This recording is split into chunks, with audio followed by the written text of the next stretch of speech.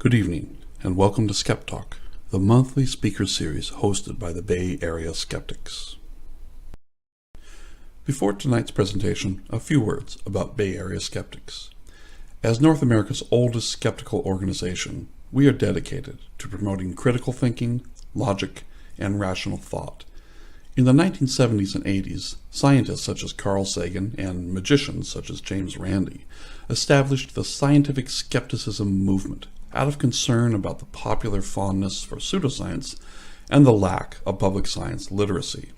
Scientific skepticism embraces evidence-based civil discourse on health, education, consumer protection, and especially the investigation of extraordinary claims.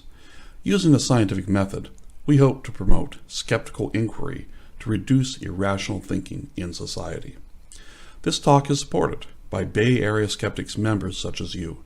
Please visit us at baskeptics.org or join us on Facebook, Twitter, and Meetup.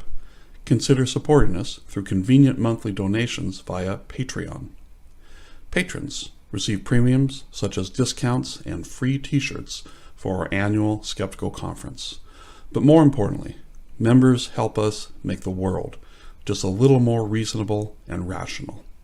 And now, tonight's speaker. Hello again, I'm Bill Patterson for the Bay Area Skeptics, and I'll be hosting tonight's Skep Talk.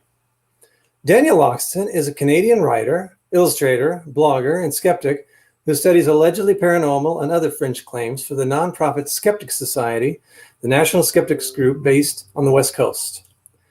The Canada native has been involved with the skeptical movement for 3 decades and has written articles for critical thinking publications, including E-Skeptic, Skeptic Magazine, The Skeptical Briefs, and Skeptical Inquirer, as well as contributed cover art to Skeptic Magazine.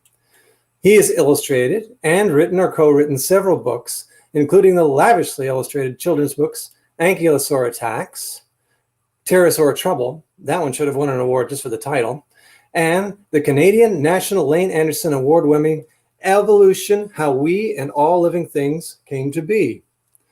Also, he is the co-author with esteemed paleontologist Donald Prothero of Abominable Science, Origins of the Yeti, Nessie, and Other Famous Cryptids, Columbia University Press, 2013. This book is thoroughly charming. Besides being chock full of everything you wanted to know about cryptids, that is, animals that we would very much like to be real, but that probably aren't, it too is beautifully illustrated, reminiscent of other science for laypersons books, such as Carl Sagan's Reader's Companion to Cosmos, or Neil deGrasse Tyson's The Pluto Files. I've got one right here. This one's signed by Donald, but not by you. I need yours at some point. Sure thing. Thank you. Additionally, since 2002, Daniel's been editor and primary creator of the illustrated magazine within a magazine, Junior Skeptic. All right, this 10-page kids science section bound within Skeptic magazine. Loxton has published articles on skeptical activism. In 2007, he wrote, "Where do we go from here?" about the direction of the new generation of skepticism, which was a direct inspiration for the creation of Skepticamp, community-based conferences on scientific skepticism, which are held in various parts of the country and around the world. In 2019, he wrote, "What do I do next?" providing ideas for individual involvement in the skeptics movement, and which was featured on an episode of Skepticality podcast. In 2014, he wrote, "Why is there a skeptical movement?" which explores the roots, founding principles, and purpose of scientific skepticism, arguing that it is essential for skeptics to appreciate that we are caretakers for the work of those who have come before. And speaking of podcasts, he's been a guest on numerous podcasts, including Skepticality many, many times. On behalf of the Bay Area Skeptics, it is my great pleasure to introduce Daniel Loxton for his talk, Haunted Humanity, The Fringe is Not Fringe, and That's a Big Deal. Daniel, hello. Hi, thank you so much for having me. It's a pleasure. It's a pleasure. We're very, very lucky to have you, and I can't wait to hear what you've got to say. Well, I have quite a lot to say, and I have to caution everybody that this is brand new material. I was still writing this morning, but let's jump right into it.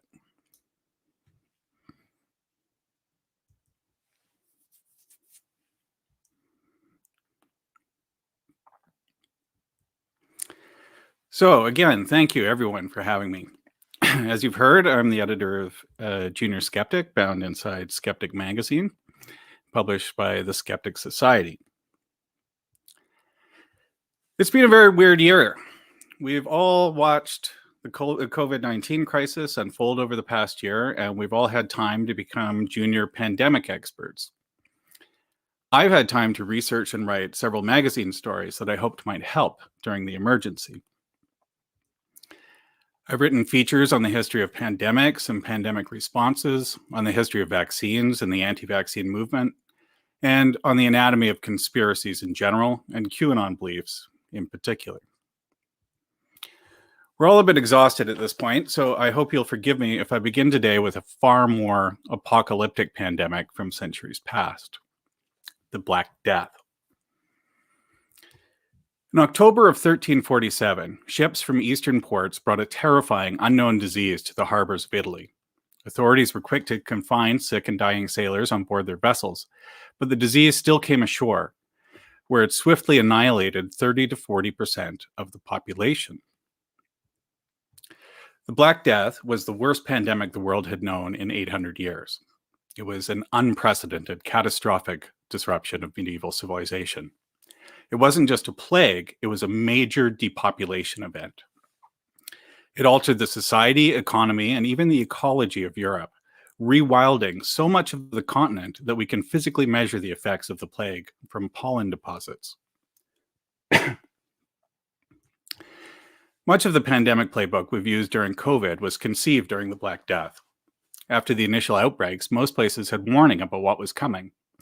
They tried their best to prepare for the threat. Many organized central health authorities, created emergency plans, and dedicated vast resources to protecting their people. By definition, they were working with medieval levels of medical knowledge, but they actually knew enough, or they would have if they were dealing with a different disease. Despite the leading idea that bad air caused disease, the people of Europe did know about contagion, and they knew what to do about it. They had learned how to manage contagious diseases such as leprosy, keep sick people isolated from healthy people. So that's what they tried to do. Much of the pandemic playbook,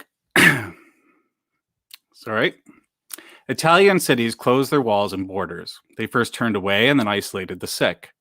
They quarantined ships from offloading cargo or crew. And this is where we get the word quarantine from the Italian word for 40 or 40 days of isolation. They led massive public hygiene campaigns. All of their efforts failed. The plague spread to every city and town, claiming rich and poor, righteous and wicked, clever and foolish alike. People fled or prayed or looted the riches from abandoned mansions. Others partied to their graves, stumbling drunk and hysterical past bodies rotting in the streets. So many died that all believed it was the end of the world, said one man who buried his 5 children with his own hands. Society broke down completely. There was no rule of law, for the plague struck so suddenly that at first there weren't enough officials, and then there were none at all, said one witness. Around a third of the people of Europe died in 4 years. In some places, the death toll reached 50 or even 70%. In places struck by the deadlier pneumonic form of the plague, hardly anyone survived. Emergency measures failed because health authorities simply did not have the information they needed, information that would remain completely unknown for centuries through countless waves of plague. No one even suspected that bubonic plague was carried by rats and fleas. Without that knowledge, the best advice was useless. Medieval people were told to mix little with people. It is best to stay at home until the epidemic has passed. One church leader sensibly warned, in pestilence time, nobody should stand in a great press of people, because some man among them may be infected. Also, it is good to wash your hands oft times in the day. Unfortunately, neither individual precautions nor official safety measures offered any protection. Infected rats climbed down the ropes of quarantined ships, slipped into lockdown cities, and carried fleas into socially distanced homes. The failure of rationalist responses to the plague left the field wide open for supernatural explanations and conspiracy theories. Of course, many people interpreted the plague as a punishment from God. What other cause was big enough to explain destruction on such a scale? The people prayed desperately for mercy that never came. The most extreme was the flagellant movement. The flagellants were violent fanatics who stripped down in town squares to whip their own skin to shreds. Great crowds of these zealots traveled from town to town. They called on the people to save themselves from God's wrath by purging themselves of sin and purging their communities of God's enemies. Now, here I must tell you, as bad as all this was, it was about to get worse, and all because of a rumor. In various places, an old speculation resurfaced. Epidemics were caused by enemies who poisoned the drinking water. In some places, suspicion fell upon beggars and outsiders. In most places, with the encouragement of the flagellants, suspicion fell upon the Jews. At that time, there were many Jewish quarters in European cities and towns. When they were accused of poisoning their neighbors, authorities arrested Jewish suspects and interrogated them under torture. As happened later during the witch hunting mania, victims were tortured until they agreed to tell the stories their interrogators demanded.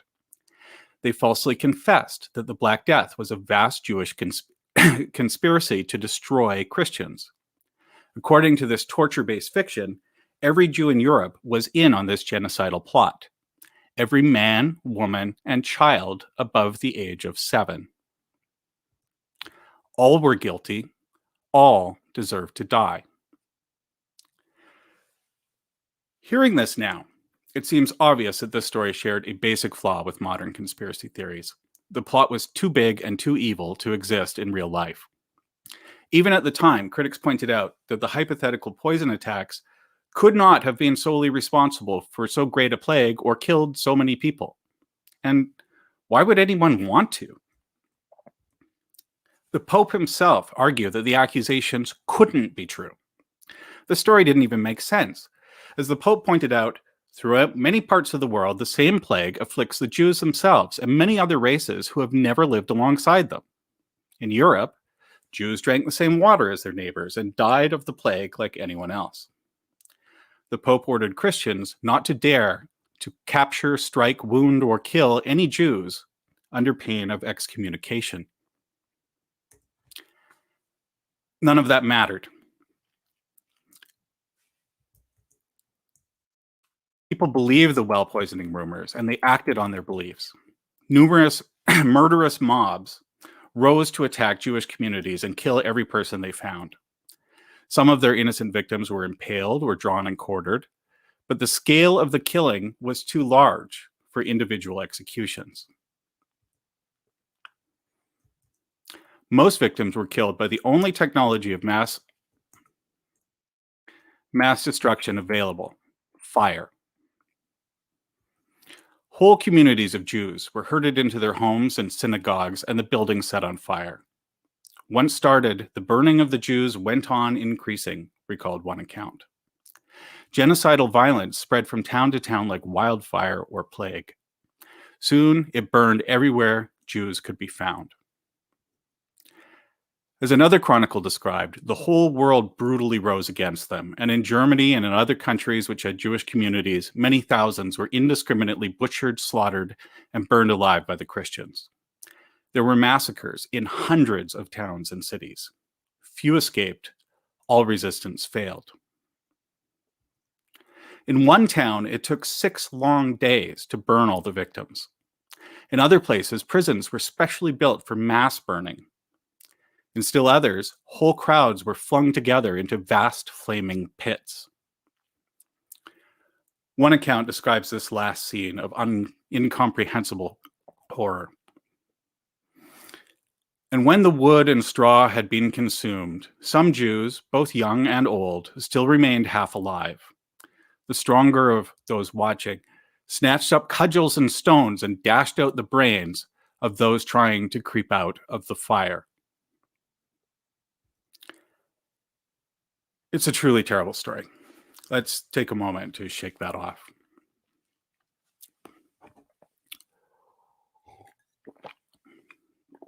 Okay, what can we learn?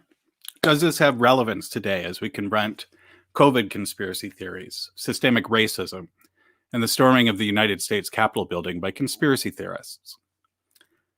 I think it does. Let's consider these three domains of response to the threat of the Black Death. There was the rationalist response. Plan and prepare. Take every precaution possible based on the best available information. There was the religious response. Supplication for divine mercy. And then there was this third response, conspiracy theory. We should not be surprised that people turn to conspiracy theories during a time of calamity. This essentially always happens during epidemics, especially for novel and frightening diseases. It happened with AIDS and with SARS, and now it's happening with COVID. We could predict that conspiracy theories would be a typical response to pandemics based purely on the psychological research into conspiracy thinking. It turns out to be easy to make people more receptive to conspiracy theories in an experimental setting. All you have to do is make them feel uneasy, uncertain, or scared. A mere reminder of risks beyond our control, such as whether I am exposed to a disease or whether my family members suffer or not, increases our openness to conspiracy claims. Psychologists propose that this is a subconscious defense mechanism to regain a sense of control, that it's more comfortable to think about shadowy evil forces than the unpredictable threats of daily life. Because an enemy is at least specific. An enemy can be outsmarted, exposed, or even defeated. I'm going to argue that this three-domain model makes a useful lens for understanding human events, even though these domains are fuzzy and overlap one another. Humans have always known that there are events and forces beyond our control, such as earthquakes, weather, or the changing of the seasons. We have tended to intuit these as the domain of the gods. We may accept these forces as inevitable, or we may beseech the gods, but we do not expect to command these forces ourselves using our own power. Then there is the practical realm of natural things. Here we have agency to bring about change. We can seek knowledge, solve mysteries, take action, counter threats, design solutions. And then there is this third realm, a realm which is considered beyond the ordinary, but not necessarily beyond reach. Sociologists have sometimes defined this realm as dually rejected. Beliefs, practices, and experiences that are not recognized by science and not associated with mainstream religion. This is the subject matter for skeptics under the tradition of scientific skepticism.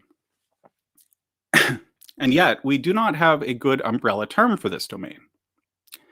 Paranormal is most often used as shorthand, but this category includes many claims that are not paranormal in a technical sense. For example, most conceptions of Bigfoot would not be beyond scientific explanation. Likewise, many conspiracy theories, pseudoscience, and denialist movements are not paranormal, although they may contain paranormal elements. The claims in this X-Files domain have some thisness in common, but it's hard to specify exactly what that is. For now, let's differentiate the rationalist domain from its spookier mirror image by loose contrast. Ordinary, extraordinary. Mundane, mystical. Knowledge, intuition. Science, pseudoscience. Natural, magical. Explained, mysterious. Visible, hidden. History, conspiracy. Beliefs in this X-Files realm are often described as fringe claims, outlandish beliefs clustered at the lunatic outlier end of human thought.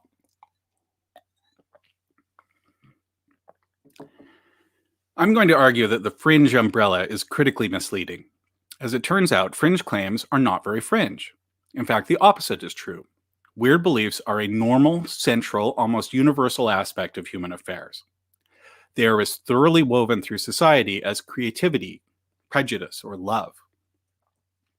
The prevalence of weird beliefs has been discussed for centuries, though rarely fully appreciated. Older umbrella terms include impostures, humbugs, paradoxes, and the memorable book title, Extraordinary Popular Delusions and the Madness of Crowds. This last one gives us some clues about the true nature of this beast. Paranormal claims in the wider sense are extraordinary, unproven or demonstrably false, and popular. So-called fringe beliefs are actually popular mass culture, a phenomenon of crowds. If you're alone in thinking you have telepathic communications with your dog, you're merely delusional. This becomes a paranormal belief when other people agree with you. I've been fascinated by paranormal claims all my life. I spent almost 20 years digging into them professionally. And in doing so, I've become something I never expected, a de facto historian. It turns out that paranormal mysteries often solve themselves if you just trace their origins and put things in chronological order. It becomes clear in many cases that they had a specific origin in time and then evolved in a feedback loop with Hollywood and pop culture. When you repeat that exercise a number of times, another thing becomes clear. New claims are constantly emerging and mutating, but paranormal belief in general is a kind of steady state thing. Paranormal beliefs are always common, always popular, and always kind of the same. For example, think of Marley's chain-rattling ghost from Dickens' A Christmas Carol. That image feels very 19th century. In fact, it's virtually identical to a ghost story told in ancient Rome, complete with the rattling chains. The belief in haunted places is so ancient that its origin is lost in time. It's likely that ghost stories predate written language by thousands of years. Ghosts, monsters, fortune tellers, divining devices, spirit mediums, these ideas all go back to antiquity and are found all over the world. They are evergreen parts of human culture. Conspiracy theories are no different. When researchers analyzed a century of letters to the New York Times, the details changed often, but the frequency of conspiracy claims remained roughly constant. Paranoia springs eternal. The Black Death's well poisoning rumor had unusually terrible consequences, but it was not remotely novel. There was an identical rumor almost 2 millennia earlier during the Plague of Athens. Their enemies, the Spartans, must have poisoned the drinking water. The study of paranormal history also reveals something else rather striking. While paranormal claims are always popular, always located near the center of human affairs, there is always a true fringe of genuine outliers. Skeptics who just don't buy this stuff, but for some reason think it's important anyway. It's hard to overemphasize how weird these people are. Debunkers pop up throughout history, but they're always rare. They too are doubly rejected. Paranormal believers invariably consider debunkers to be persecutors or idiots. Disbelievers tend to think debunkers are perversely obsessed with unseemly trivia. Why would anyone care about stuff that doesn't even exist? It's frequently been argued that it's shamefully wasteful to study the paranormal when the world has so many real problems of pressing concern.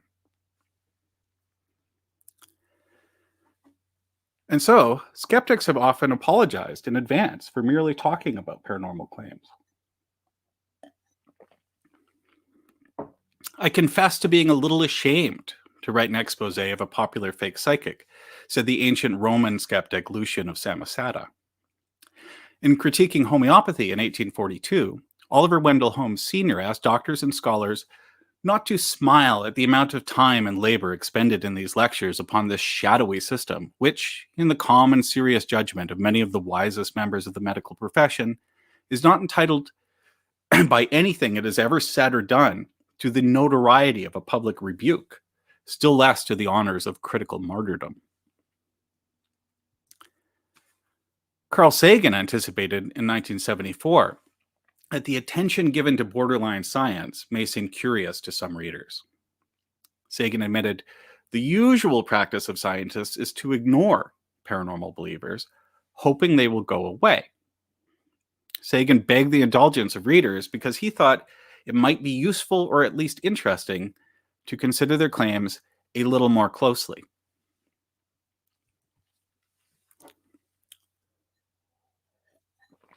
I'd like to argue that it's well past time to look at fringe claims a lot more closely. This brings us to the meat of this talk. I'd like to reject altogether the notion that studying weird things is a shameful waste and turn that on its head. I'm going to make the claim that the study of fringe beliefs may be one of the greatest outstanding tasks for our civilization. In making that claim, I'd also like to challenge some of the rhetoric of my own field. I contend that we are not witnessing a rising tide of irrationality, nor are we ever going to win a war against false beliefs. Science advocacy and critical thinking can improve people's lives, but they will not make the paranormal go away. The paranormal isn't a war. It isn't like a war, like any other acute emergency that has a beginning, middle, and end. Paranormal beliefs are chronic, like disease, crime, alcohol, or fire. They're as endemic to humanity as generosity and greed. Consider Renaissance skeptic Reginald Scott, who wrote a stunningly modern expose of the insanity of the witch trials in 1584. His book, The Discovery of Witchcraft, correctly condemned all witchcraft claims as false and fabulous. He correctly explained that witch hunters were accusing, torturing, and murdering poor old women who were as innocent as they were vulnerable. He correctly predicted that the witch trials would stand forever as a monument to the everlasting, inexcusable, and apparent shame of all witchmongers. Nobody listened. Scott was considered a denialist who rejected the simple facts of consensus reality. Witch burnings continued for another century and a half. Furthermore, humanity's capacity to believe in witches continued long after the trials ended. In the 1980s, witch beliefs exploded back into the popular imagination in the form of the Satanic Panic, a conspiracy theory that barely repackaged witch covens for modern sensibilities. One survey in 1994 found up to 70% of Americans actually believed that satanic ritual abuse cults truly were out there abusing children. Extensive investigations eventually made clear that these cults did not exist. Not a single claim ever panned out. But this shameful debacle has not only prevented witch belief from resurging yet again, right now, in the form of QAnon. A December 2020 survey found that 13% of Democrats and 23% of Republicans agree a group of Satan-worshipping elites who run a child sex ring are trying to control our politics and media. Millions more are unsure. Only 38% of Republicans think the satanic cabal claim is false. QAnon claims that these supposed Satan worshippers torture children to extract a magical youth potion from their blood. This is an obvious continuation of very old witch folklore. Reginald Scott was clearly correct that people in his day were so immersed in supernatural folklore about ghosts and demons that we are afraid of our own shadows, and even a right hearty man could feel his hair stand on end when passing a graveyard in the night. But Scott was very mistaken to think all such illusions will in short time by God's grace be detected and vanish away. They did not vanish away. We are still thoroughly haunted 4 centuries later. Up to 58% of Americans believe places can be haunted by ghosts. At any given time, numerous weird beliefs are shockingly popular and widespread. Various surveys over the past 2 decades have found that about a quarter of the American population believe people can move objects with their minds. Another quarter believe that some UFOs are alien spacecraft.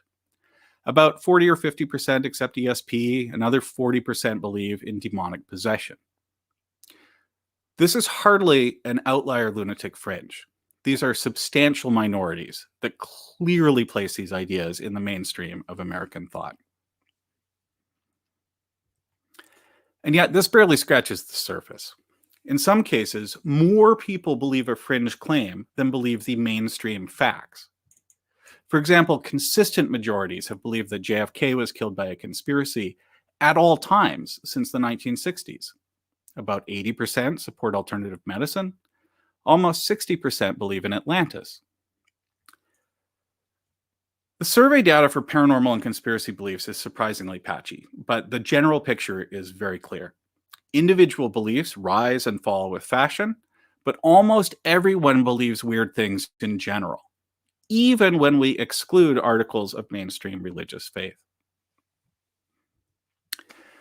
When asked about 7 to 10 typical paranormal claims, such as ghosts or spirits of the dead or Bigfoot is a real creature, sizable majorities consistently agree or strongly agree with at least one of those claims. Typically, between 2/3 and 3/4 of people agree with at least one paranormal claim from even a short list. Majorities of people also accept one or more conspiracy theories. One 2013 survey found that 63% accepted one of just 4 then current conspiracy theories. A pioneering earlier study found that almost everyone accepted at least one of 10 conspiracy theory claims. Only 6% of participants rejected every single one. So the reality here is really clear. When we talk about fringe believers, we're actually talking about most people. It's easy to predict that a long enough survey list would reveal almost everyone is a believer in something. I tried this myself with a completely unscientific poll of my Facebook friends, who are mostly people I know and respect in real life. Childhood friends, college buddies, neighbors, and the like. I wrote up a random grab bag of 34 weird claims, such as some UFOs are alien spacecraft, or we can sometimes sense or just know when a distant loved one is in trouble. Most of my regular friends, almost all, outside of activist skeptic circles, agree with 3 or 4 items. Some accept as many as 12. Believers are mainstream. Skeptics are the outliers. I'm going to make a prediction. Most of us are going to walk out of this talk and immediately forget this lesson. We're going to lapse right back into thinking of weird beliefs as abnormal and fringe when they're actually normal and mainstream. The truth seems difficult to hold in one's mind. I think that widespread biases prevent society from taking paranormal beliefs seriously. First, a lot of those beliefs are goofy in content. Non-believers struggle to remotely comprehend how any sane, intelligent person could think the earth is flat, for example. We also tend to overlook the collective prevalence of weird beliefs and instead consider individual claims in isolation. It's easy to dismiss a belief as fringe if it is held by a small minority, such as the roughly 5% of Americans who believe in the chemtrails conspiracy theory. The goofiness and relative rarity of a belief such as chemtrails reinforce a powerful natural bias: false consensus. Everyone tends to assume that most normal, decent, intelligent people believe what we believe. That assumption is a major blind spot for every society. It's why one side always feels blindsided by the results of US presidential elections. For our part, skeptics tend to learn about fallacies and biases and then feel we're immune. That's a trap. False confidence makes thinking worse instead of better. Cognitive biases are like optical illusions. They don't stop working when we give them names. It takes focused mental attention to partially compensate for bias. Overcoming bias isn't some level we can unlock. It's a practice we can apply to some topics some of the time when we're making an effort. As it happens, we do not spend a lot of time examining our tendency to underestimate the spookiness of the human experience. And I think we probably should. The illusion that weird beliefs are marginal has allowed society to ignore them most of the time. We lapse again and again into complacency, even when we've been warned. The problem is that marginal beliefs don't always stay that way. Consider Sagan's famous warning. I worry that pseudoscience and superstition will seem year by year more tempting, the siren song of unreason more sonorous and attractive. Where have we heard it before? Whenever our ethnic or national prejudices are aroused, in times of scarcity during challenges to national self-esteem or nerve, when we agonize about our diminished cosmic place and purpose, or when fanaticism is bubbling up around us, then habits of thought familiar from ages past reach for the controls. The candle flame gutters, its little pool of light trembles, darkness gathers, the demons begin to stir. How does this passage read in the light of COVID conspiracy theories and the storming of the US Capitol? Sagan urged us to be ready. We weren't. Society dismisses irrational beliefs until they become impossible to ignore. By then, it's too late. COVID conspiracy theories began on the margins, but now pose a serious threat to our ability to control a global pandemic. Similarly, it's hard to ignore far-right conspiracy theories now, after the mob attack on the Capitol building, but QAnon was festering for years before it attracted serious attention.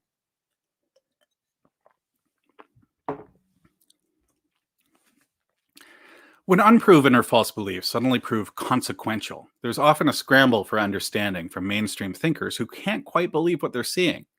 How can so many people believe something so bonkers? The answer is simple. People believe bonkers stuff all the time, and we act on those beliefs. We always have, we're always going to, and that shapes world events. Consider the existence of the United States. It's well known that the colonies declared their independence in response to efforts from the British administration to levy new taxes and exert new control. It's also well known that the Founding Fathers had philosophical interests in individual freedom and new conceptions of government. It's less widely appreciated that the Declaration of Independence was built on a conspiracy theory. American revolutionaries were alarmed, not just by what the British were actually doing, but by what they imagined the British were secretly plotting to do. They saw the new laws as glaring evidence of a fixed plan of the British administration to bring the whole continent into the most humiliating bondage. Samuel Adams claimed the plan of slavery seems nearly completed. If Americans didn't fight back, Washington said, the British would make us as tame and abject slaves as the blacks we rule over with such arbitrary sway. Jefferson agreed. British abuses too plainly prove a deliberate and systematical plan of reducing us to slavery, Jefferson said. We are threatened with absolute slavery, warned Alexander Hamilton. That secret plot was the offspring of mature deliberation, he claimed. It has been fostered by time and strengthened by every artifice human subtlety is capable of. Or consider the Third Reich and the horrors of the Holocaust. Hitler promoted the conspiracy theory of the Protocols of the Elders of Zion, a hoax document that was fully debunked in the 1920s, but is still believed by anti-Semites today. The protocols pretended to record a secret Jewish plan to achieve absolute despotism over the entire world. Hitler claimed the protocols were authentic. He said that they revealed the true nature and activity of the Jewish people and their ultimate final aims. The protocols helped justify the oppression and murder of Jews in Germany and around the world. There are no end of such cases. In Nigeria in 2000, I've written 2003, but I think it's 2013, a conspiracy theory claimed that modern-day Hitlers have deliberately adulterated the oral polio vaccines with anti-fertility drugs and HIV. This scare caused a polio epidemic across 20 countries and paralyzed 5,000 people. In 1999 and 2000, the president of South Africa claimed that the CIA and US pharmaceutical companies were engaged in a conspiracy to promote the view that HIV causes AIDS. He claimed that HIV deniers were unfairly targeted by modern propaganda machines and denied his people access to life-saving medications. Experts estimated that this conspiracy theory cost 330,000 South African lives by 2008 and infected 35,000 newborns with HIV. At this point, you're probably convinced that conspiracy theories and medical misinformation can be pretty important. But can't we just ignore the wacky, harmless stuff like ghosts and Bigfoot and the flat earth?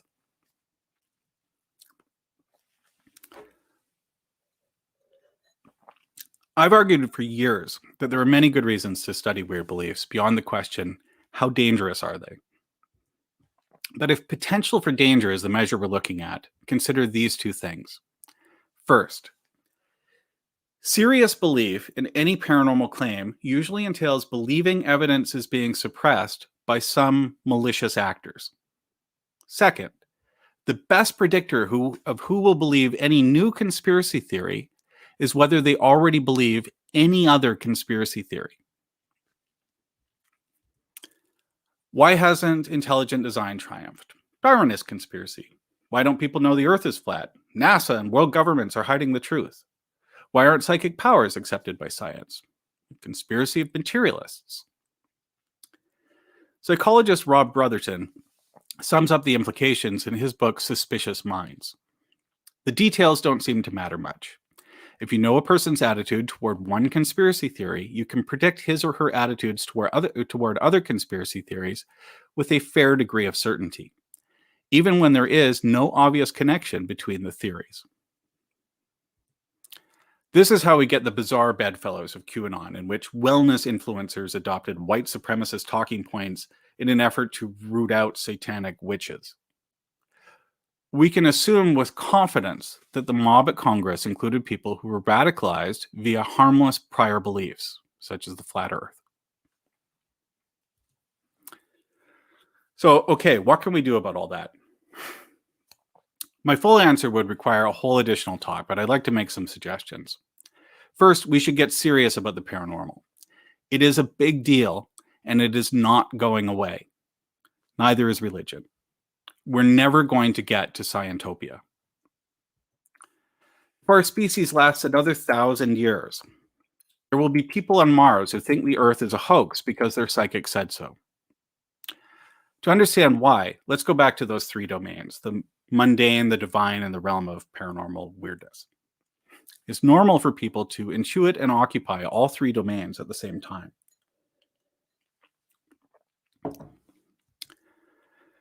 In general, it's perfectly comfortable for people to accept scientific facts based on evidence, religious beliefs based on faith, and paranormal claims based on mystery and personal experience. After all, science is completely compatible with the sentiment, we don't know everything. The fact that we can believe all these things at once isn't a bug. Weird beliefs are built right into our operating system. This goes beyond the cognitive biases that help explain how thinking goes wrong. The truth is that our greatest strengths as a species predispose us to perceiving worlds that don't exist. Think of the cognitive superpowers that underlie so much of human achievement: curiosity, pattern recognition, perception of connections, inference of cause and effect, imagining hypotheticals, learning from past experiences. These abilities allow us to discover the real world through science, and also to conjure up alternative worlds of pseudoscience and paranormal belief. What did it take to land rovers on Mars? We imagined a future with Mars landings, and we believed enough to make it come true. We are a species built on dreams. Dreams and storytelling. I believe we need to work harder to understand the stories humanity tells itself. We should multiply our efforts to study and understand paranormal beliefs. That work is barely started, and it's important. We're talking about an understudied major facet of the human condition with serious implications for politics, medicine, and the whole of society. We need a robust community of focused, rigorous scholars of weird things. We need the ongoing capacity to track new developments in the ecosystem of belief, refine our understanding, and ensure continuity of knowledge from one generation to the next. We need many more people working together much more closely. My dream for every major university to have some kind of department devoted year-round to the critical study of paranormal, pseudoscientific, and conspiratorial beliefs. There are certainly enough to go around. The situation we're in today, the situation since the 70s, is like putting one person in charge of the bureaucratic backlog at some vast federal agency and then telling them paperwork is a shameful waste of time. Step 2 is to refine and improve the service skeptics already do, sharing the best available facts with people who want them. Every year, millions of people seek out information about conspiracy theories, paranormal claims, pseudoscience, denialist movements, and scams. Simply making reliable information available is a legitimate and important public service. Of course, it's a better and more useful public service when we remove unnecessary barriers that prevent people from accessing the information they need. In healthcare, for example, practitioners worry about systematic barriers to care, such as racism, cultural insensitivity, poverty, or the stigma of addiction. Here's the bad news. The skeptics' literature is generally rife with barriers to an almost absurd extent. To begin with, we're a lot more rude than we realize. Even when we're not gleefully ranting and railing against wingnuts and idiots, it's difficult to find skeptical material that isn't at least somewhat insulting to paranormal believers, which is to say, insulting to almost everyone, and specifically the people who could most benefit from the information we have to share. When I say this, I'm including this talk right now. I'm speaking bluntly with people who already share some of my beliefs in this case. I'm not doing outreach.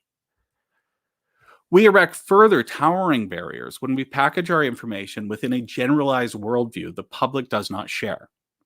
Paranormal believers and people of faith can and do appreciate the wonders of science. They can benefit from information about scams and pseudoscience. They're happy to improve their critical thinking skills and science literacy. They are not interested in disrespect, nor do they want to be converted. When people seek information about, say, vaccine safety, the last thing they want to do is be upsold atheism or partisan politics. This should be obvious to anyone because none of us want our science sources to sell us their religion or politics either. If they tried, we would simply stop trusting those sources. I'm going to wind up this talk with the wildest frontier for skeptics of paranormal claims. First, we study and solve mysteries, then we share what we learn with people who want it. Those are works in progress. The next step is much, much harder.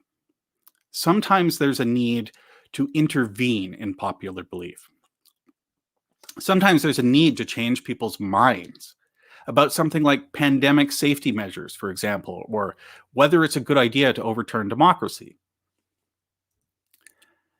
Here, we are still on square zero. In fairness to skeptics, no one is very good at this because it's very hard to do. We're up against human nature. It's incredibly difficult for any of us to change our own minds about anything. We're engineered not to. Powerful unconscious mechanisms actively work to prevent it. This, of course, is cognitive dissonance theory. Many skeptics have some familiarity with this, but I think the implications are not fully appreciated.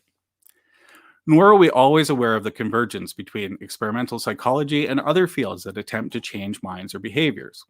Self-help, talk therapy, advertising, addiction treatment, and so on. Briefly, normal people with healthy self-worth believe they are good, smart, decent people, and they will automatically downgrade their opinion of any fact or person that threatens to make them feel otherwise. This is a problem for skeptics because this idea is wrong comes loaded with a self-image challenge. I am wrong. The more wrong an idea is, the more it challenges us. If this idea is wicked and stupid, that implies that I am wicked and stupid. That's a very serious threat to self. Our unconscious mental processes will not take that lying down. Our defenses kick in without us even realizing. I am smart and good. Therefore, this idea is sound after all, and the person challenging my belief must be wicked and foolish. This is a doozy of a thing to contend with. It's why modern addiction treatment often attempts to moderate behavior through non-judgmental, motivational interviewing techniques. It's why mediators struggle to coax that unreasonably hostile spouse to find some middle ground. It's why oppressors often remain proud of their participation in brutal dictatorships. It's why people will reject their own party's policy if they're told it came from the other guys. And it's why paranormal believers are usually unmoved by strong evidence against their beliefs. Now, here's the thing. You can lead a horse to water, but you can't make them drink.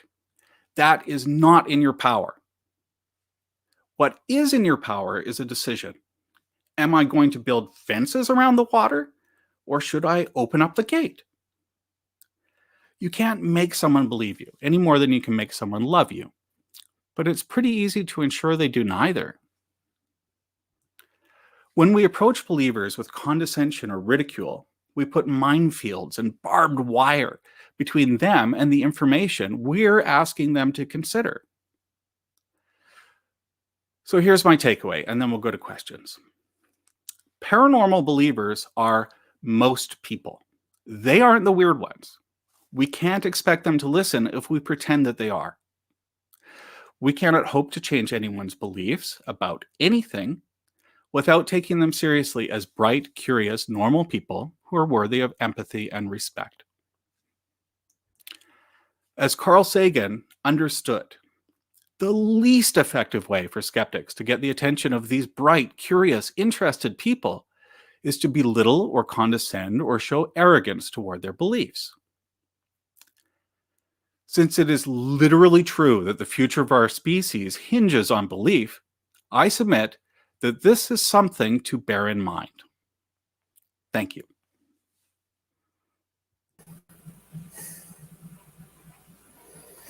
All right. Thank you very much, Daniel. That was really, really insightful stuff. And once again, very, very proud to have you with us here. Let me start things off. Can you hear me okay? I can. Can I beg off for 1 second to get a glass of water? Sure, absolutely. Okay, that's no problem at all. So please, ladies and gentlemen, if you're still watching, and I sure hope you are, I can see that we have quite a good crowd for this particular Skep Talk, and that makes me very happy.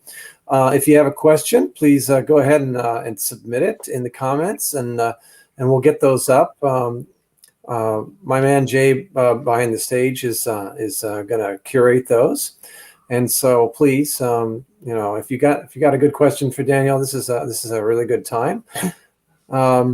So we got one. Excellent. We've got one right here. This comes from John Abrams. If weird beliefs are so common and have been for history, do they only become dangerous when one in particular crosses some kind of critical threshold of popularity?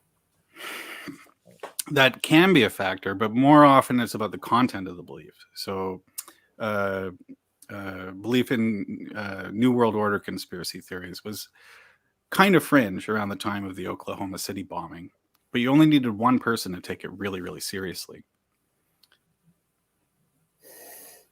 I've got one too, and would you hold to the idea? There's an old adage that goes something like, "You cannot reason someone out of a position that they weren't reasoned into." Or, I may be doing a hatchet job on that quote, but the idea that if people kind of have an emotional attachment to a particular notion, that it's kind of impossible to use reason to get them out of that. You kind of have to meet them at their level. Am I getting that right? Well, I mean, there is some truth to it. But here's the thing.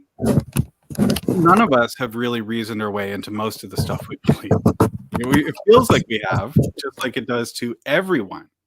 But a lot of our decisions about what to believe are influenced by things like what somebody we respect happens to believe, how a belief feels, how it fits with our prior beliefs, which we also chose for emotional reasons. It's something I've seen play out pretty often, even with groups of rationalists, is that people will kind of start at the I'm borrowing this from Mistakes Were Made, but not by me. The Tavris and Arison book. Excellent book. It is. If you picture kind of a pyramid of belief, you can slide down one side into paranormal belief. You could slide down the other side into an accepted scientific factual belief. Most people start at the very top, and they can tip either way. And it's really just like a matter of a butterfly wing. It's a kind of chaos thing, which way you're going to go. And it's just a matter of some influence that makes you go one way or the other. And for many people, it's something like something said by somebody I like or something said by someone I don't like. And as soon as you start down either slope, you start to pick up speed because you're now invested in that position. And moreover, you retroactively edit your memories to believe that you were always invested in that position. These are things that we are not immune to. Well put. Well stated. Got another question from Jay Diamond. Do you have any evidence that most people believe the paranormal? Don't most people simply not know? Well, it depends how long a list of paranormal claims you put together. But yeah, even on a fairly short list of just classic claims like Atlantis and ghosts and stuff, substantial majorities will say that they agree strongly or agree that that at least one of those claims is true. There are always questions about how to interpret these surveys, but if we take people at their word, they believe. Atlantis, really? Still? Where do people even hear about Atlantis nowadays? Well, things like Atlantis are they're in vogue again. Like when I wrote about ancient aliens for Junior Skeptic a few years ago, it was quaint. It felt the same as when I wrote about pyramid power. It's this kind of claim from yesteryear. But then it had a huge resurgence in popularity, and now it's near the top of popular belief. There's no predicting it, and history is a kind of a wheel. These things they go down for a while and then they come back up, and suddenly we're overthrowing the government because witches are running it.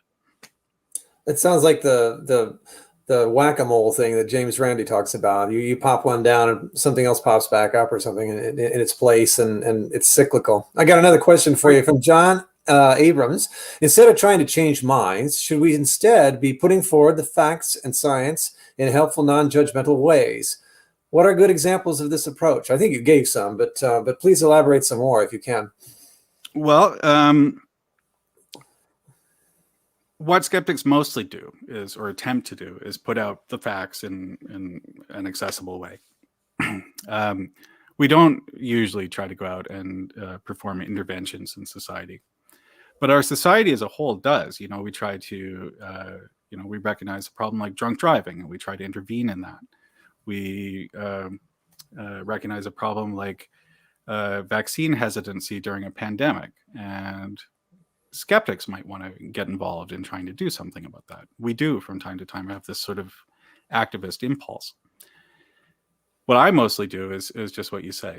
I write stuff up as clearly as I can. I hope that people find it useful if they choose to access it. Excellent. It's interesting too that you used drunk driving in there. Some other ears might have said, well, what does that have to do with anything really? But it wasn't that long ago when drunk driving was just seen as a sort of like a dalliance that wasn't really hurting anybody until it started hurting people and people started noticing. Here's another question from Jay Diamond. Are you suggesting that we go back to funding men who stare at goats? Go back to funding Uri Geller drinking champagne while he bends spoons? No. In a word, no. But I would like to see. Skepticism is made up of volunteers, and it always has been, and it's a big reason for its both the joy and craziness of this weird movement. I'd like to see people who are passionate about this subject matter be able to eventually, in some future world, support themselves doing the public service of pursuing that subject matter. There are very few of us who can do that now. Okay, I think we're coming up. We've passed an hour, so we're coming up to the end. People are tired. I'm sorry, I went over time. No. It's wonderful. I got one more question for you, if you don't mind. James Smith asks, "What's your experience with changing others' minds, and have you tried documenting the process and seeing what results you've achieved?" Basically, my answer is no. Here, I mostly do research. And then I distill that research into accessible documents, and I put them out in the world in the hope that people will be able to access them. I'm not a big activist, but other people are. Other people do want to change minds. Now, where I've seen this in my own life, just interacting with people in real life, there are the only place where I've consistently found people to be relieved when I told them some kind of skeptic-y beeswax is about sleep paralysis. A lot of people believe they've been attacked by ghosts or demons, and it's an uncomfortable thing to believe. So most of them are pretty happy to hear an alternative explanation. All right. Well, gosh, thank you so much. Once again, our speaker has been this wonderful guy, Daniel Loxton, with this wonderful book that I strongly recommend. Can everybody see that? It's a little fuzzy, but I want to thank you again for giving us this talk for our Skept Talk, for our March Skept Talk. Thank you very much for having me. It's an honor to talk to one of the oldest skeptics groups in North America. Which is absolutely true. Thank you so much, Dan. I want to mention that we have a Skept Talk next month, of course. April 8th, we're going to have Sarah Al-Shamir with this wonderful sounding talk, Why Storytelling is Vital to Science Communication. So that'll be April 8th. We'll have a time for that. It's probably going to be 7:30, but we'll work out the details, and we'll on our Facebook page and our website, you'll see details for that. So once again, I want to thank everybody who tuned in to listen to Daniel Loxton tell us about skepticism in a really, really informative and almost imploring way. So, and with that, I'll bid everybody good night, and thank you again, Daniel. Thank you very much.